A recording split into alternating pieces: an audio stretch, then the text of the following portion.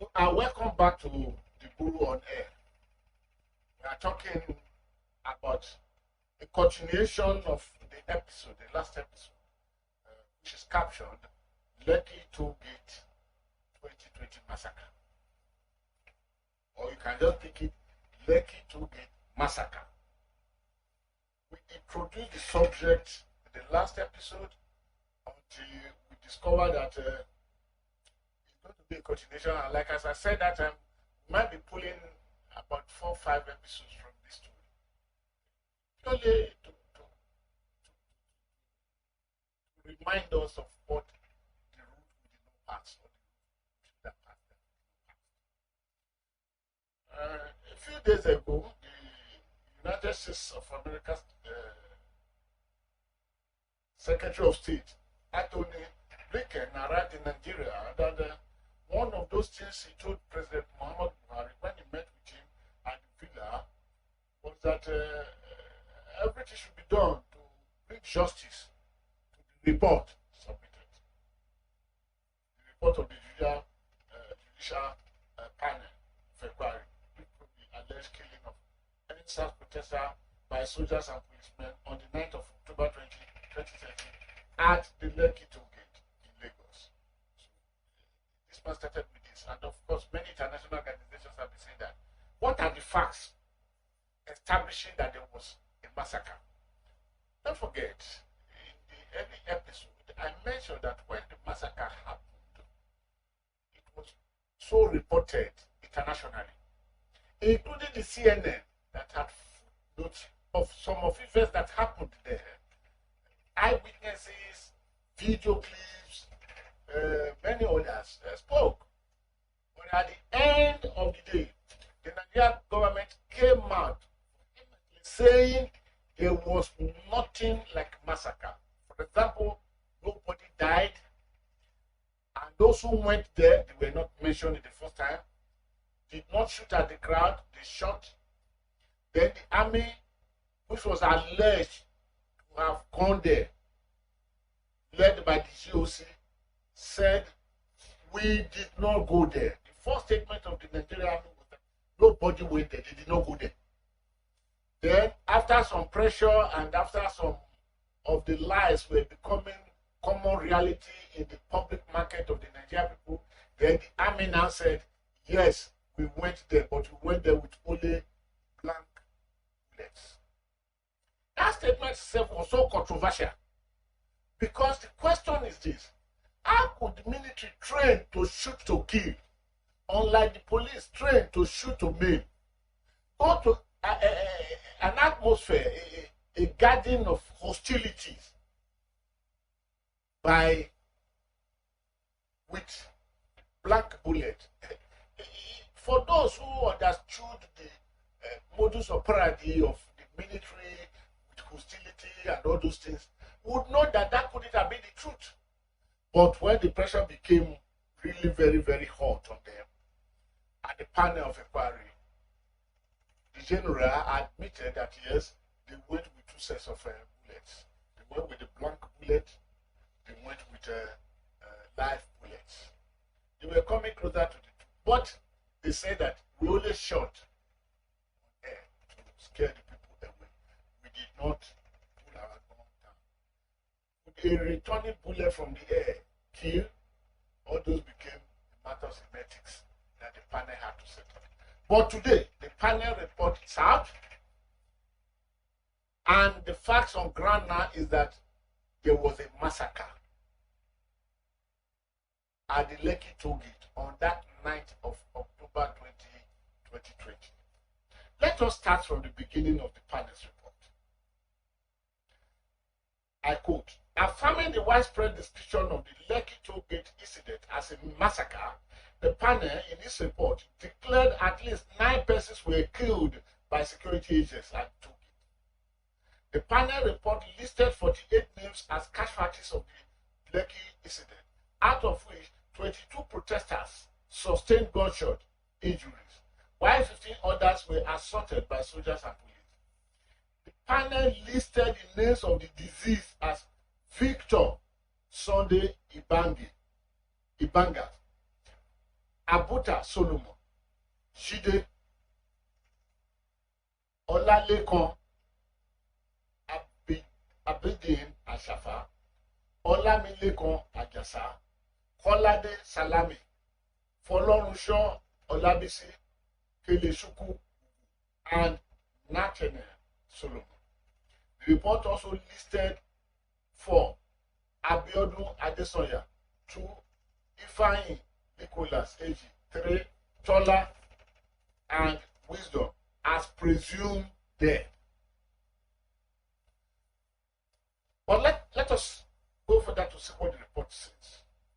The panel said the atrocious maiming and killing of unarmed, helpless, and unresisting protesters while sitting on the floor and waving their Nigerian flags while singing the national anthem can be equated to a massacre in contest. This is the report.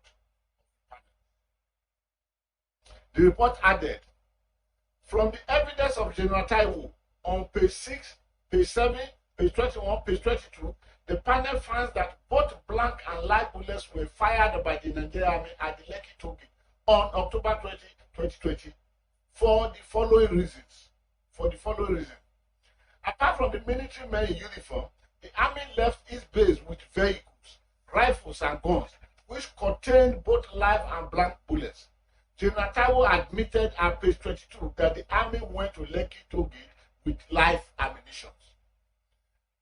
As of October 30, 2020, when the panel visited the Lekki Tollgate for its on-the-spot assessment, it was still able to recover 2 bullet shells, which were duly analyzed by the forensic expert hired by the panel, Sentinel, who is very familiar with the weapons used by the Nigerian Army. These bullet shells were said to be the same as or similar to the ones normally used by the Nigerian Army, and they were expanded shells, meaning they were fired live at the Lekki Tollgate. Now, continuing. Petitioners and witnesses appeared before the panel to give vivid accounts of shootings by the army into the crowd of protesters. Let's take note of this. Shootings by the army into the crowd of protesters.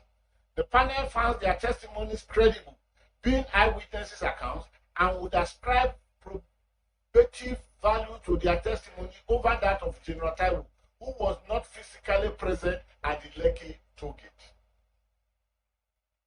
The panel finds as credible the case of NSAS protesters that soldiers shot directly at the protesters at the Lekki Tollgate on October 20, 2020, as confirmed by Lagos State ballistic expert Willie Harry on page 244. That same video evidence is that instances where troops were seen to be rearming their weapons before either discharging them to the air or purposely in the direction of the protesters.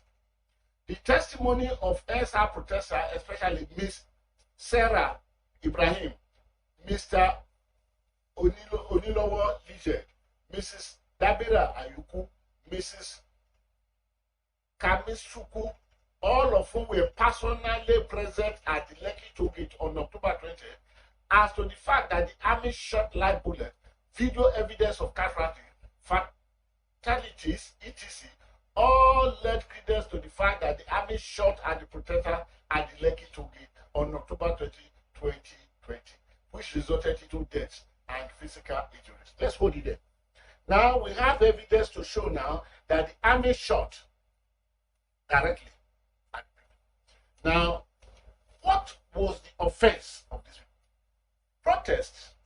The panel report told us the position of the youth protesters, where as of the time that the military arrived the scene, either to disperse them or to send them to their graves for whatever reason. The protesters, knowing that the military were arriving, all of them sat down as they have been instructed to do beforehand. All of them held the Nigerian flag, waving it, and all of them were singing the national anthem.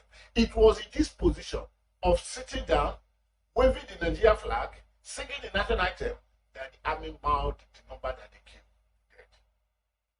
what exactly was the issue? The protest was about SARS. SARS. How did SARS come to be? And what formed the beginning of this SARS to be? Like as I said earlier in the former episode, I said the history of SARS and the creation of SARS must be looked into. And the history and creation of SARS cannot be taken in isolation without going back to the basic, to the beginning of the whole episode. I mean, we should go back to 1861 when request to the British Home Office of establishing a police force for the community for this area of the protectorate of either Southern Protectorate or another protectorate, because the name Nigeria had not come to be in that year. I repeat again, 1861. We shall go into the history. The request, what did he demand for? That should be granted. And the grant, which was given to recruit 30 men, called consular constabulary, what was expected of their function? And when it was increased in 1863 to 100, why did the name change from consular constabulary to Hausa constabulary? And did they achieve the purpose it was formed for? Was it formed to be friendly to the people of this geographical place? Or was it formed to brutalize the people? If it was formed in whichever format, then did the SARS that was formed in 1984, did it take similarity from the beginning of the formation of the consular constabulary in 1861? We shall see the whole narration. Then we shall progressively follow the story to the massacre that happened at the Lekki Tollgate on that night of October 20, 2020. My name is Godwin, Etakibuebu, known on air as the Guru. You can visit all my remaining platforms, Twitter at Godwin_Webu, Facebook Godwin Etakibuebu.